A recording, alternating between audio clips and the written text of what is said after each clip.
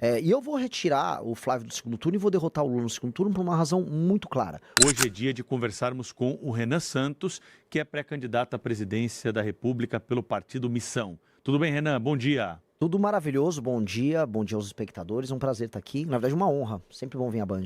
Como que é ser candidato, pré-candidato à presidência da República numa eleição em que as pesquisas dizem o seguinte: só tem espaço para Lula e para Bolsonaro, no caso Flávio Bolsonaro. Você discorda dessa afirmação aí dos institutos de pesquisa e como que é entrar numa disputa com esse cenário, Renan? Na verdade, eu concordo com os institutos de pesquisa no sentido de que dá para derrotar os dois. A última pesquisa do Real Time Big Data mostra que 48% dos eleitores estão procurando alguém para além de Lula e Flávio Bolsonaro. E, inclusive, nesse setor, desses 48%, eu lidero com 26% da preferência. Na pesquisa Atlas, posso cravar, até o fim do mês eu devo vir com pelo menos 10%, 9% a 10%, deixando para trás os outros dois convidados aqui do programa, Ronaldo Caiado e Romeu Zema.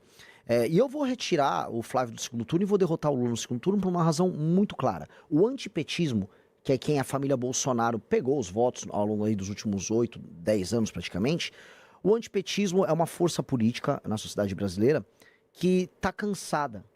E está cansado porque ele não se realizou através da família Bolsonaro. Eles chegaram no poder, não entregaram. Hoje tem um filho, que é o Flávio, que é um corrupto, desculpa falar nesses termos aqui, é um sujeito envolvido em todos, ele não pode ver um escândalo de corrupção que ele mergulha no escândalo. E essas pessoas não se veem como parte desse sistema de valores. Então, onde eu ando, em que deveria haver apoio ao Flávio, não existe. Eu fui em Santa Catarina, não tem apoio ao Flávio. Os caras estão tendo que, eu apoio, sabe, tapar o nariz e apoiar. Então, pois bem, eu não tenho escândalo de corrupção, eu tenho um plano de governo e eu quero representar essas pessoas. Falando sobre proposta, que é uma coisa que está faltando, que a gente fica muito em escândalo, né? Sim. E o passado de cada um é importante, falar sobre a trajetória, mas o brasileiro está precisando de muitas propostas em várias áreas, né? Eu queria saber o que o Renan faria como presidente da República nessa questão fiscal. O Brasil está enrolado nos números e a gente está vendo que o buraco está cada vez mais embaixo. O que o Renan faria como presidente da República para consertar as contas do país? Olha, essa é a típica pergunta que os outros pré-candidatos vão se enrolar e vão dar uma fugida. Porque é o seguinte, falando aqui, olhando para a câmera, o Brasil está quebrado, o Brasil está detonado, o Brasil está destruído. E do ponto de vista fiscal, isso significa que as contas públicas estão indo para uma rota de colisão, elas vão estourar, os impostos para segurar isso vão ter que aumentar, os juros já estão altos, eles vão aumentar, inclusive o dólar voltou a subir, ou seja, a situação fiscal do Brasil é um país que está quebrando. E nós, se você quiser, você que está me ouvindo, quiser comprar um celular e conseguir pagar ele, não se endividar, ter emprego, nós vamos precisar fazer uma série de reformas que vão doer em muita gente interessada. Grandes empresários que querem renúncias fiscais, mas nós vamos precisar mexer, por exemplo, em outra reforma da Previdência, nós vamos ter que fazer uma coisa que é difícil de explicar aqui pro público, mas chama-se desindexação de certos gastos. Nenhum candidato vai falar isso, porque eles querem seu voto. Eu não vou mentir, eu não sou estelionatário, então eu vou falar para vocês, eu vou ter que desindexar os gastos do BPC, ou seja, o reajuste deles não vai ser feito através da base do salário mínimo, do aumento do salário mínimo, mesma coisa com a própria aposentadoria, eu vou cortar todos os privilégios possíveis do judiciário. Fazer isso vai me liberar um espaço fiscal de 200, 250 bilhões por ano. É isso que um presidente precisa fazer. A única coisa séria que um presidente precisa fazer, assim, na transição de mandato dele. Todos os outros não vão falar isso, porque isso tira voto. Mas eu tô aqui para falar a real. E eu voltando até, linkando com a pergunta anterior. É por isso que eu vou ganhar. Porque eu tô falando a real, eu vou falar pros outros, ô Lula, você não vai querer fazer essas reformas? Bota no cartório. Flávio, bota lá, registra em cartório. Porque eles estão mentindo. Todo mundo sabe que vai precisar fazer uma reforma fiscal pesadíssima no Brasil. Que é a reforma fiscal que no fim do dia vai permitir que uma pessoa consiga comprar um celular e não ficar endividado. Presidente da República, no atual cenário que a gente tem com o parlamento, tem condições de fazer isso sem essa articulação política, por vontade própria? Tipo, o presidente tem essas ideias que você está apresentando aqui, ele consegue executar imediatamente? Olha, a PEC fiscal minha... Tem que passar pelo parlamento. Lógico, mas eu vou dar um exemplo para você. Eu não só falo. Esse projeto que eu falei fiscal já está protocolado na Câmara dos Deputados pelo meu partido. A gente já tem coisa de 70 e 80 assinaturas coletadas junto ao parlamento. E a ideia é eu conseguir o número necessário já para botar em tramitação. Eu quero passar essa reforma na transição. É uma reforma que economiza 3,3 trilhões de reais em 10 anos. E aí a gente não vai ficar tendo que discutir todas as vezes nos programas políticos aqui a questão fiscal. É para a gente resolver de vez. E se eu venci, vamos colocar em perspectiva, se eu ganhei a eleição vindo de um partido que tem 6, 7 meses de idade, significa que eu fui um fenômeno eleitoral. Sendo um fenômeno eleitoral, o espírito do tempo no Congresso, ele vai estar sendo pautado por mim e por essa agenda. Então eu não terei tanta dificuldade, pelo menos no início. Depois, a gente sabe que o Congresso vai fazer o necessário para querer, né, me botar uma faca no meu pescoço para querer grana, que é isso que o Congresso quer.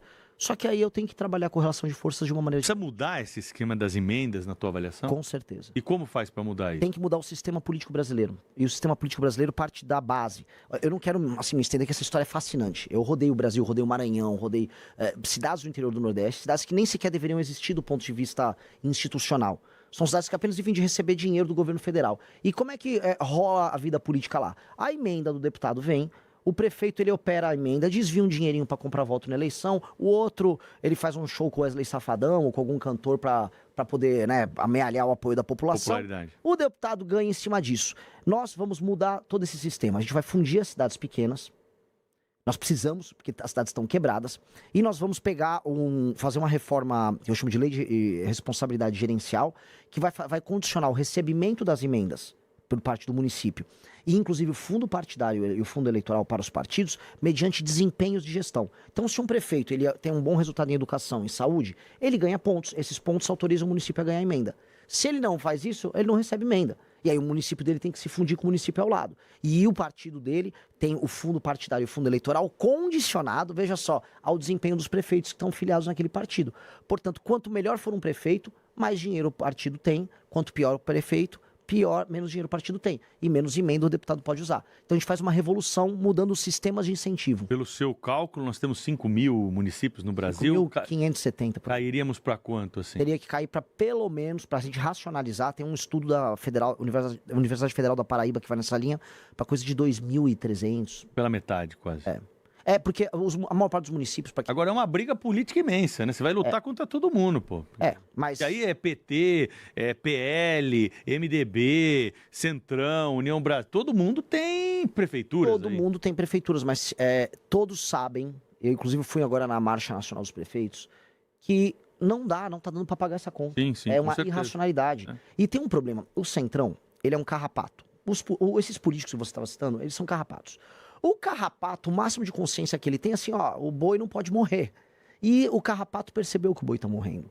Então pode reparar que em vários momentos da história recente do Brasil, chega um momento de colapso, aí eles participam das reformas. O governo Temer foi isso, aconteceu em alguma medida no governo Itamar Franco, no próprio FHC, até no governo do Collor teve. Então o carrapato, que são esses caras, já estão vendo, olha, a gente tá sugando demais. Vai ter que fazer alguma coisa pro bicho não morrer. Pois bem, o boi Brasil tá morrendo, ele morre em 2027. Então eles vão ter que participar de um conjunto de reformas. O que é minha pré-candidatura? É a versão mais radical dessas reformas. É a reforma mais agressiva para a gente resolver o Brasil. Se a pessoa quiser viver num país sério, vai ter que fazer essas reformas que eu estou falando. E eu vou ter que convencer as pessoas e os políticos. Mais ou menos o que o Milei está fazendo na Argentina. Exatamente. Porque, assim, o Milei alertou, o Milei fez mais ou menos o que eu tô fazendo aqui. Ele foi na televisão, foi nas rádios e avisou, a Argentina tá quebrada. Eu tô lembrando, por isso que fiz a pergunta aqui. E ele falou, a Argentina tá quebrada, não vai dar pra a Argentina ficar assim. Galera, vamos acordar. Aí os argentinos, é verdade, a gente tá quebrado mesmo. Porque existe uma coisa que é a normalização do absurdo. A Argentina tinha normalizado o absurdo e todo mundo ficava pobre, fazendo racionamento, inflação lá no alto. E eles, não, mas a vida é assim. A vida não é assim. O Milei falou, você não precisa viver assim. Igual a gente vivia antes do Plano Real.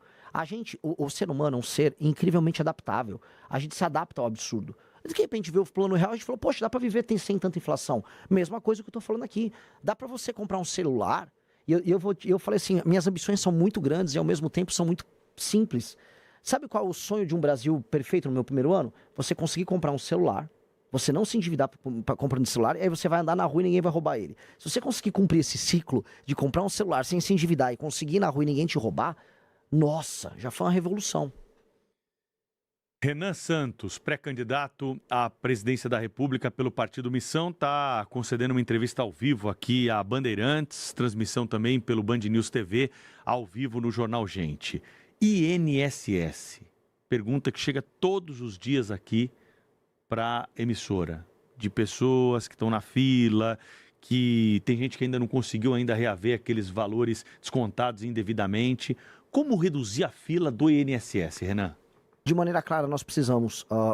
assim, a fila em si, você tem que ter automações e você tem que tirar fraudes. A gente tem uma indústria da fraude que acaba tomando muito tempo na operacional. E hoje você não conseguiu colocar de maneira, vamos dizer, a contento, tanto o machine learning quanto as automações para você conseguir andar mais rápido com os processos. Você também citou agora, vamos dizer, descontos e o escândalo do INSS é um pouco sobre isso, é muito sobre isso, né? Os descontos e as fraudes, os crimes. Pois bem, há um elemento que impacta aí, que são a exploração indevida do idoso através das redes sociais. O escândalo do INSS, em grande medida, envolve pessoas idosas que recebem ligações e que recebem mensagens e que acabam caindo em fraudes e elas não sabem, não tem a matemática financeira, o básico do entendimento do que eu contraí um empréstimo, tô te dando 10 mil reais, só que eu vou te descontar com juros, sei lá, de 6% ao mês, como houve alguns casos. Essas pessoas não conseguem se defender desses casos. Tem que ter uma legislação muito dura contra a fraude e contra idosos. A maior parte das fraudes que estão acontecendo, não só no Brasil, tá? Tem um artigo nos Estados Unidos muito interessante sobre isso. São sobre idosos, porque os idosos hoje, no mundo todo, eles congregam muito dinheiro. Tem muita gente recebendo aposentadoria e tem patrimônio e não sabem usar a internet e aí as fraudes são focadas nos idosos. Então tem que atacar muito fraude nos idosos. Assim, tem que prender e ter uma legislação muito dura e o resto é enfiar automações e, do ponto de vista da gestão pública, automação e trabalho, vamos dizer, de digitalização para tirar as filas. Política externa, o Brasil tem que atuar de que forma em relação aos Estados Unidos, essas tarifas que são anunciadas, agora tem essa notícia do fim de semana que nós abordamos mais cedo aqui, do veto à carne brasileira pela União Europeia. Tem que ser uma política mais agressiva, o Brasil tem que se posicionar, ou na tua avaliação nós precisamos dançar conforme a música porque não somos tão fortes quanto outras economias mundiais? Ela respondeu para mim. Infelizmente, por mais que muita gente... O Lula fica vendendo essa história de soberania. Não tem soberania nenhuma. O Brasil depende da China para ter grana, vendendo soja e minério de ferro. A situação humilhante que o Brasil tem com relação à China. A China está falando em construir a ferrovia que liga Ilhéus a Xangai para levar de vez as commodities nossas. E ela mesma investiu, ou seja, não tem nem dinheiro para fazer ferrovia aqui. Situação humilhante. E ainda mais humilhante a situação com os Estados Unidos, que o governo Trump despertou para a América Latina. E aí o Trump virou para o Brasil e falou: baixa a bola aí na tua relação com a China. É o seguinte, nossa relação comercial está desproporcional, vai corrigir isso aí e ainda estou de olho nas tuas terras raras. Aí sabe o que o Lula está tendo que fazer? Está tendo que sentar e conversar sem muita moral. A situação do Lula é humilhante, porque ele não pode discordar da China, porque a gente exporta para a China, e do outro lado ele vai ter que se submeter ao Trump. Então, o que o Brasil tem a fazer? O Brasil tem uma posição que ela, vamos dizer, nos permite negociar bem. É a questão das terras raras. Porque os Estados Unidos precisam disso. Os Estados Unidos hoje estão numa posição de fraqueza com as terras raras. Para aquela que estamos assistindo, né, essas terras raras que são minérios especiais, aí na tabela, parte de baixo da tabela periódica, disprósio, neodímio, um monte de nome esquisito, parece nome de remédio. Um jato F-35, que é a base do sistema de defesa e ataque do governo americano, ele usa 0,5 tonelada de terras raras. E os Estados Unidos não produzem e processam nada disso. E a China tem. Tudo. Não, eles compram tudo da China. Ou seja, a China olha, os jatos de guerra americanos, os drones americanos, são todos feitos com material chinês. Os Estados Unidos precisam montar a cadeia própria. Quem tem 20% da reserva global? E quem está no continente deles é o Brasil. Então o Brasil precisa usar essa posição para falar: você quer conversar, Estados Unidos? Então vamos montar a cadeia inteira das terras raras aqui. Vocês, a União Europeia, o Japão, que está precisando também, a Taiwan, que faz os semicondutores. Traz a cadeia para cá, num projeto de 10, 20, 30 anos, da gente começar a extração, o processamento, e aí fazer turbina de avião aqui, fazer bateria, fazer drone aqui, e aí a gente faz parte de uma cadeia global de produção, assim, com muito valor agregado, que é necessário aos Estados Unidos, que é necessário à União Europeia, e aí que reposiciona o Brasil nesse jogo. Só que não dá pra gente negociar igual o Lula tá negociando, com uma faca no pescoço e querendo fazer showzinho. Gostou do vídeo? Então já se inscreva no canal e não esqueça de deixar o like.